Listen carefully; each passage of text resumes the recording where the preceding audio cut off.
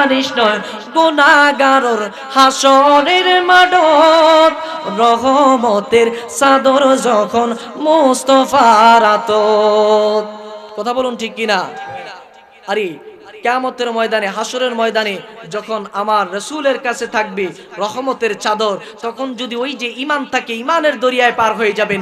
এই জন্য আশিক বলতেছে লাওয়ারিস নয় গুনাহগারের হাসরের মাঠত রহমতের চাদর যখন মুস্তাফার আতত। হডে যাইব মানে কোথায় যাবে? হডে যাইব উম্মতওয়ালা উম্মত ফেলাই। নবী আমাদেরকে ছেড়ে যাবে? আরেকটু আওয়াজ করে বলুন, ছেড়ে যাবে?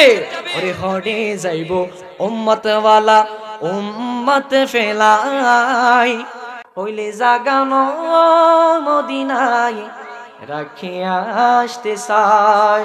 সকলে বলুন মারহাবা।